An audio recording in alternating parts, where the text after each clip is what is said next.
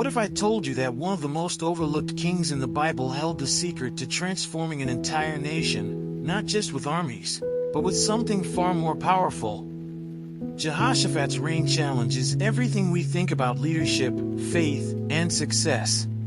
While many leaders rely on force or politics, he showed that true strength comes from teaching and living God's law openly.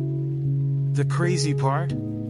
His kingdom thrived, enjoyed peace, and earned respect from enemies, simply because he dared to put God first. If you're tired of empty promises and want a blueprint that works, stick around. This story could change how you see leadership, faith, and even your own life. Then, let's read the chapter together. Jehoshaphat, his son, succeeded him as king and strengthened himself against Israel. He stationed troops in all the fortified cities of Judah and put garrisons in Judah and in the towns of Ephraim that his father Asa had captured. The Lord was with Jehoshaphat because he followed the ways of his father David before him. He did not consult the Baals but sought the God of his father and followed his commands rather than the practices of Israel. The Lord established the kingdom under his control, and all Judah brought gifts to Jehoshaphat, so that he had great wealth and honor. His heart was devoted to the ways of the Lord. Furthermore, he removed the high places and the Asherah poles from Judah. In the 3rd year of his reign, he sent his officials Ben-Hail, Obadiah, Zechariah, Nethanel, and Micaiah to teach in the towns of Judah. With them were certain Levites, Shemaiah, Nethaniah, Zebadiah, Asahel, Shemiramoth, Jehonathan, Adonijah, Tobijah, and Tobadonijah, and the priests Elishama and Jehoram.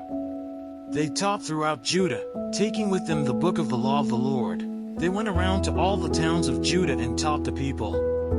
The fear of the Lord fell on all the kingdoms of the land surrounding Judah, so that they did not go to war against Jehoshaphat. Some Philistines brought Jehoshaphat gifts and silver as tribute, and the Arabs brought him flocks, 7,700 rams and 7,700 goats. Jehoshaphat became more and more powerful. He built forts and store cities in Judah and had large supplies in the towns of Judah. He also kept experienced fighting men in Jerusalem. Their enrollment by families was as follows. From Judah, commanders of units of 1,000, Adnah the commander, with 300,000 fighting men. Next, Jehanan the commander, with 280,000. Next, Amasiah son of Zichri, who volunteered himself for the service of the Lord, with 200,000.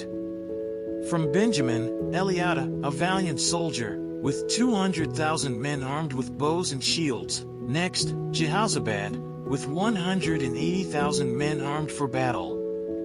These were the men who served the king, besides those he stationed in the fortified cities throughout Judah.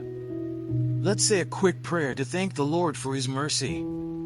Hey God, thanks so much for this time together and for opening my eyes to the wisdom in Jehoshaphat's story. I'm really grateful for the chance to learn how faith and action can change everything. Please help me take what I've read and really live it out every day, not just in words but in how I lead, teach, and love those around me. Give me the courage to be that spark, even when it's tough. I trust you to guide my steps and make this knowledge a real, living part of my life.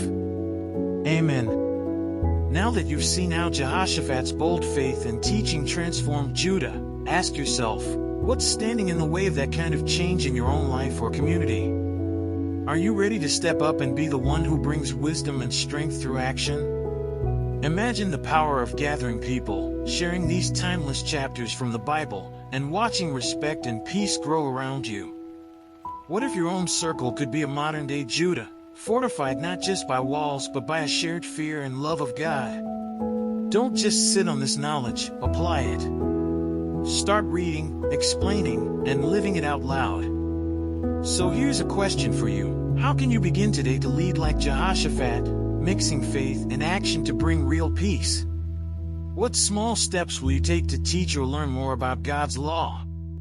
I challenge you to become that spark, whether in your family, your neighborhood, or your workplace, and watch the ripple effects.